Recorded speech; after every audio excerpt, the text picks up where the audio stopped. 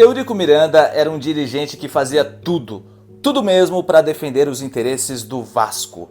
Ele não media esforços e muitas vezes se envolvia em brigas públicas e muitas polêmicas. Uma dessas polêmicas envolveu o time do maior traficante do mundo. Poderia ser um episódio de Narcos, mas é Bizarro Futebol Clube.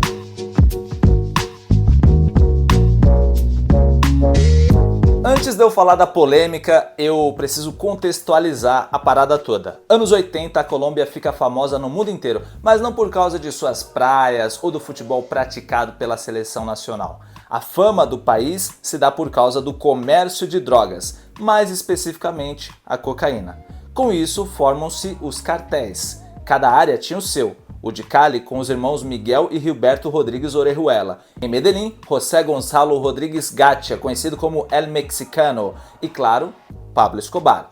Seria facilmente o Dream Team das drogas, mas cada um no seu quadrado, afinal, eles concorriam pela liderança do business da parada. Como o negócio do tráfico internacional de drogas estava prosperando muito, rendendo bilhões de dólares para os empresários, havia um problema.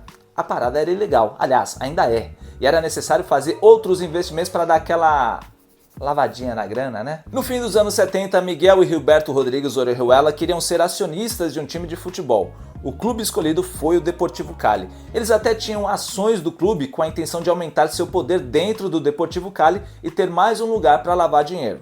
Gilberto Rodríguez Orejuela tinha ações desde 1972 e também começava a ficar famoso por ser, junto com seu irmão, líder do cartel de Cali. O presidente na época do Deportivo Cali, Alex Gorayev, pressionou Gilberto Rodríguez a cair fora do clube. Os irmãos Orejuela desistiram de investir no Deportivo Cali por causa desse posicionamento corajoso de Gorayev. E aí eles foram para o time rival da cidade, o América de Cali, que nos anos 70 ainda não tinha nenhum título nacional. Aí, com o aporte financeiro do narcotráfico, o América se tornou uma potência na Colômbia.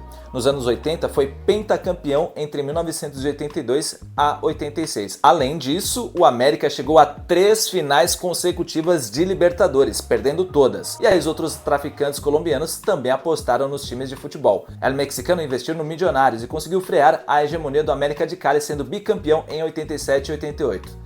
Tá faltando alguém nessa lista, né? Sim, o PPP, famoso Pablo Plato Plumo. Segundo relatos, Pablo Escobar também teve influência não só em um clube da Colômbia, mas em 3. Os rivais de Medellín, Atlético Nacional e Independiente, além do Envigado. Justamente o Atlético Nacional dos anos 80 foi o primeiro clube colombiano campeão da Libertadores. Isso aconteceu em 89. Título que alguns contestam, pois os árbitros que apitavam os jogos do Atlético Nacional recebiam ofertas para ajudar a equipe de Medellín ou ameaças caso o time não vencesse o famoso platoplomo, né? Na Libertadores seguinte, em 1990, o Vasco, que tinha vencido o Brasileirão de 89, chegava às quartas de final para enfrentar quem? O Atlético Nacional. Primeiro jogo no Maracanã, 0-0, tudo normal. Mas o problema foi no jogo de volta em Medellín. Clima hostil, madrugada antes do jogo, difícil de dormir com aquele tradicional foguetório, até aí normal, nada demais. Clima de Libertadores raiz. Mas a diretoria do Vasco já sabia da pressão da arbitragem que ia trabalhar na Colômbia. Isso porque na Libertadores de 1989, os árbitros relataram tentativas de suborno somadas a intimidações por parte de alguém supostamente ligado ao Atlético Nacional, supostamente alguém do cartel de Medellín, liderado por Pablo Escobar. Ainda teve o caso do jogo do Campeonato Colombiano de 89 entre América e Independiente Medellín, onde o assistente Álvaro Ortega anulou um gol do Independiente e semanas depois foi assassinado em Medellín. Com todo esse histórico, o Vasco foi jogar a partida de volta na cidade de Medellín e o vice-presidente do clube, na época era o Eurico Miranda, que já estava ligado dos bang ali, né?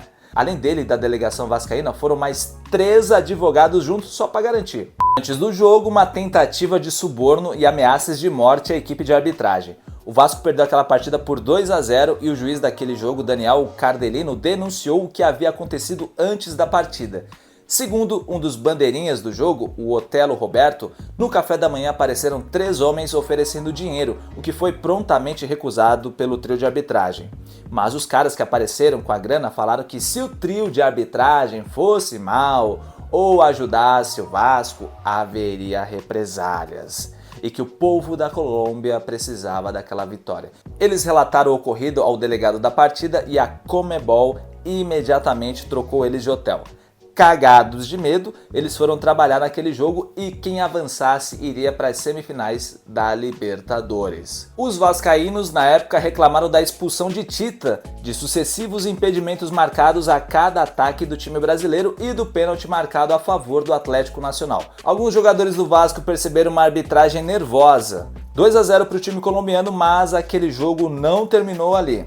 O vice-presidente vascaíno, Eurico Miranda, queria a anulação da partida e mais, ele queria que o Atlético Nacional fosse eliminado e que no mínimo, o Vasco jogaria outra partida.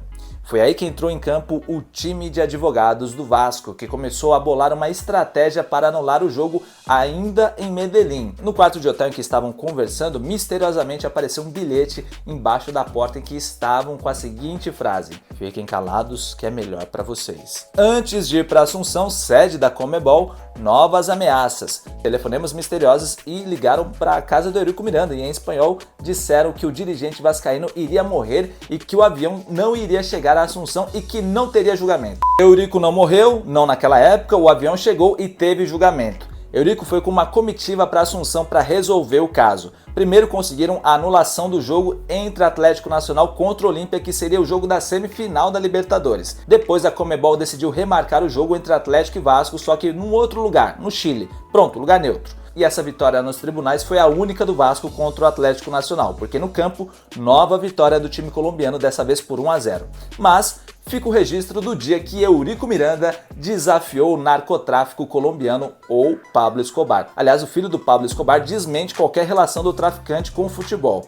Ainda diz que o pai dele era torcedor mesmo do Independiente Medellín, rival do Atlético Nacional. Segundo Juan Pablo Escobar, os dois times de Medellín são rivais de morte, tipo Boca e River, e que seria uma incoerência seu pai ter alguma influência no Atlético Nacional. Ele acredita que se falam essas coisas a respeito da influência de Pablo Escobar no futebol por não aceitarem as derrotas. E aí, sabia dessa história? Essa tinha que entrar pro Bizarro Futebol Clube, hein? E você acha que Pablo Escobar tinha realmente alguma influência no futebol colombiano e que alguém ligado a ele tentou subornar os árbitros na Libertadores? Conta aí nos comentários. Aproveita e deixa o like, beleza? Até a próxima!